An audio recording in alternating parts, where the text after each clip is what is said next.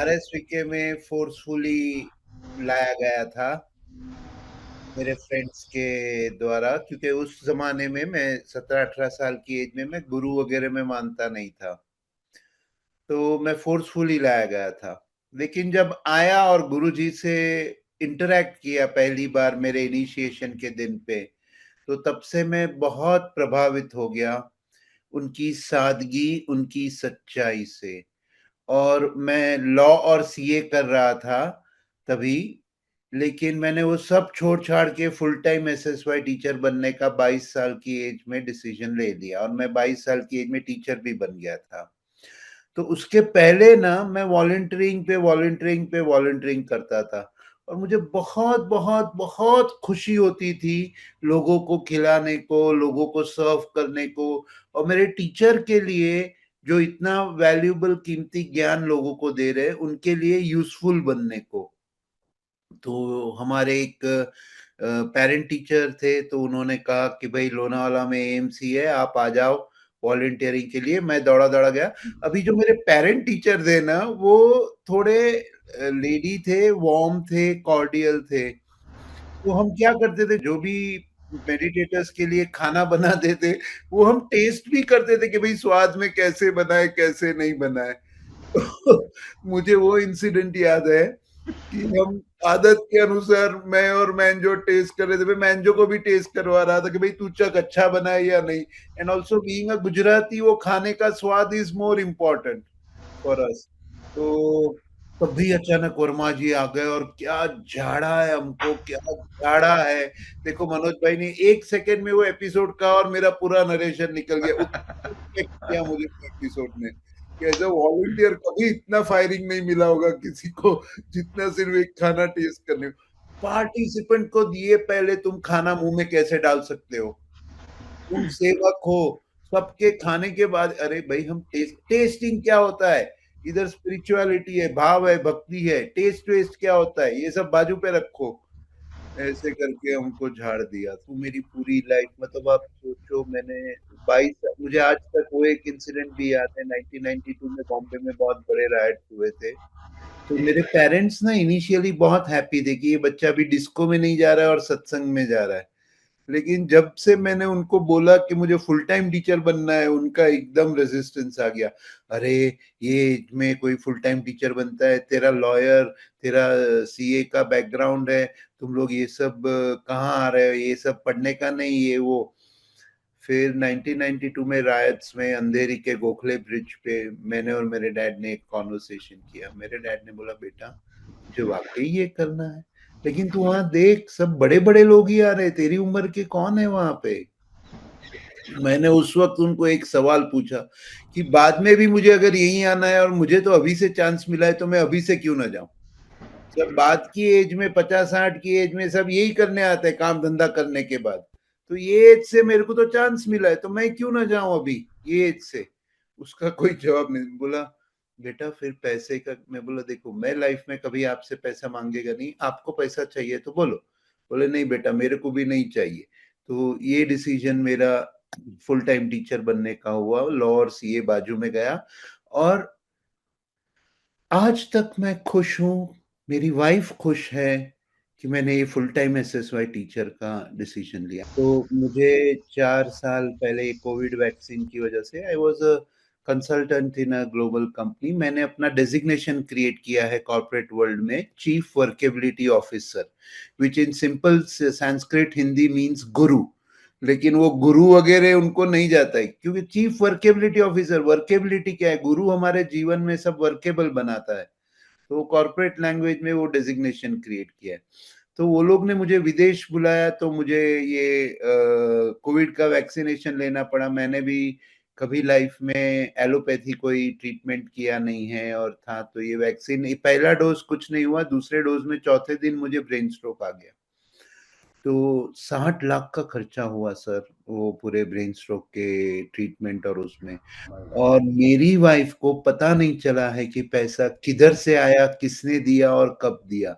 वाह। इतने सारे फंड्स आते रहे बिना मेरी वाइफ के मांगे, और बिना उसको उसके पेरेंट्स के पास भी पूछे। फैमिली से भी नहीं आया। ये सब मेरे स्टूडेंट ने जैसे-जैसे वो लोग को पता चलता था, वो लोग एक-एक बिल क्लियर करते जाते। तो ये आशीर्वाद है टीटीसी का। ये आशीर्वाद है जीवन भर की सेवा और साधना का। इनक्रेडिबल। कि आपके पास आज भी ब्रेन स्ट्रोक के बाद मेरे को ये नहीं है कि मेरे पास थोड़ा बचा के रखो आगे लाइफ में कब क्या होगा कुछ। आज भी हर साल मैं और मेरी वाइफ एक कॉन्वर्सेशन करते हैं। मैं उसको पूछता हूँ, सोनी ऐसे ही जीना है? वो हाँ बोलती है, ऐसे ही जीना है। मैं उसको पूछता हूँ, मैं नौकरी करूँ, मैं पैसा कमाऊँ? वो बोले नहीं, ये ज़्यादा महत्वपूर्ण मिल्कत है, ये तू कमा। तो ये हमारा 30 साल से चल रहा है। तो अभी इस पीरियड में ना मेरे को एक संत के पास लेके गए। अहमदाबाद में मेरे स्टूडेंट्स एक लोकल गुरु को फॉलो करते हैं, तो उधर लेके गए।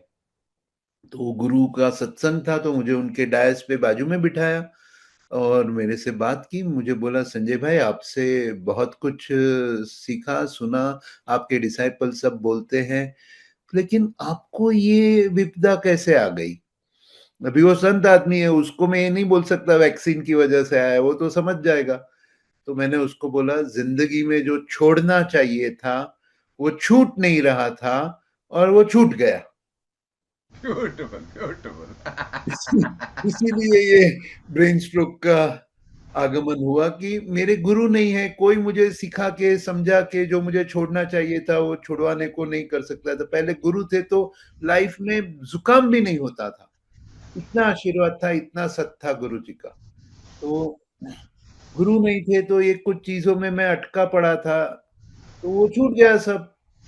इसी का तो कहने का तात्पर्य ये है कि जीवन बहुत कुछ आप जैसे अभी मनोज भाई से मैंने सुना बहुत लोग आते हैं, नहीं आते। ये सब संसार है, ये लहरों की तरह है, वेव्स है, चलते रहेगा।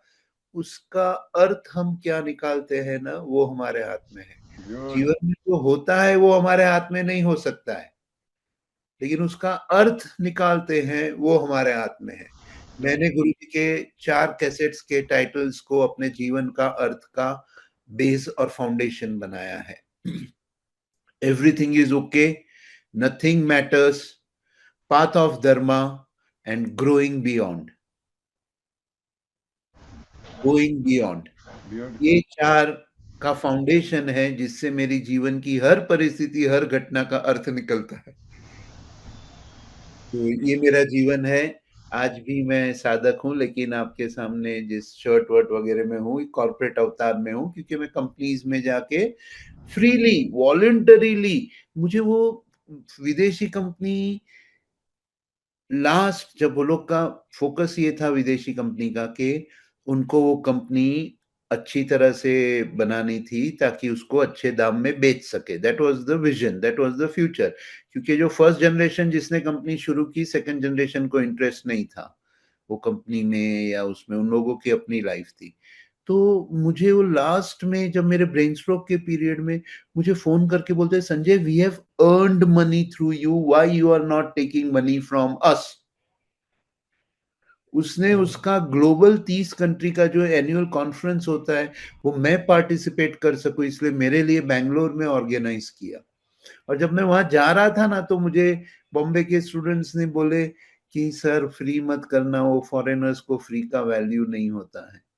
लेकिन ये जीवन है कि जो काम पैसे दे के भी करते हैं, उसका भी उतना वैल्यू है, वो भी सच है।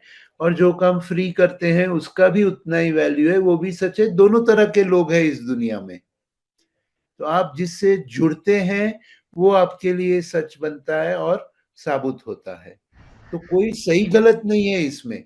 ये ज्ञान जो मनोज भाई कर रहे हैं, मैं तो बोल रहा हूँ मनोज भाई कम से कम चार्ज कर रहे हैं, ये होना ही नहीं चाहिए। अगर पैसा ले रहे हैं, सीना तान के छाती खोल के इस ज्ञान का लो, क्योंकि ये ज्ञान की कीमत जो है ना, उसको कभी अंडर वैल्यू नहीं करना चाहिए। की वैल्यू वो है और मुझे गर्व है, फ़क्र है कि हमारे संस्था में, हमारे संगठन में मनोज भाई जैसे हैं, जो सही में छाती ठोक के सीना तान के लोगों से इसकी कीमत माँगते हैं। और उनको और मुझे प्रोत्साहित करना है और कॉन्फिडेंट देना है। और मैं इसीलिए वो ये फ्री वॉलंटरी करता हूँ, क्योंकि मनोज भाई पे कोई उँगली उठाए ना, ये सब पैसे के लिए करते हैं, है ना, फ्री आदमी संत बैठा है ना, ये फ्री में करेगा जाके। मुझे भेजो, I am the best teacher of SSY declare, और मैं जाके फ्री में क्लास करेगा। लेकिन मनोज भाई जो कर रहे हैं वो भी ज़रूरी है। लोगों को स्पिरिचुअलिटी का भी वैल्यू मटेरियल सेंस में होना चाहिए, सिर्फ बातों में और उसमें नहीं होना चाहिए। हमारे मेरी पास समझ में ये आया कि स्पिरिचुअल आदमी के पास ज्यादा से ज्यादा पैसे का एक्सेस और कंट्रोल होना चाहिए, ताकि वो पैसे का सदुपयोग हो, वो सिर्फ अय्याशी में और मीटिंग बोथ एंड्स करके यूज ना हो। तो मनोज भाई उसके साक्षात एक हमारे सामने डेमोन्स्ट्रेशन है। कभी भी पैसा मांगे ना, झिझकना नहीं, और आपको बोले पैसा रेज करो तो भी झिझकना नहीं, क्योंकि वो पैसे का सदुपयोग ही होने वाला है। Most pious, he is the Narayan Swaroop, he is not Indra, he is not running after Lakshmi, he is Lakshmipati.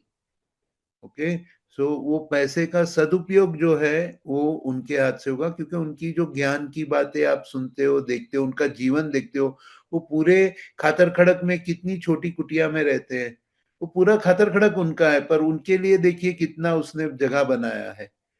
हाँ, तो ये सादगी को हमें सल्यूट करना चाहिए, और हमें इसको लक्ष्मी से संपन्न रखना चाहिए। सादगी को लक्ष्मी से संपन्न रखना चाहिए। हाँ, कभी ये नहीं मन में लाना अरे चलेगा, ये क्यों मांग रहे हैं, ये क्यों रेज कर रहे हैं, नहीं, वो आपका पाप होगा। हाँ, और क्या दे सकूं, और क्या कर सकूं मनोज जी के वर्ड पे मैं सेवा के माध्यम से अपने जीवन में। हाँ, ये भावना, ये भक्ति रखना। आप सभी को आशीर्वाद है। जय गुरुदेव, जय गुरुदेव। Thank you.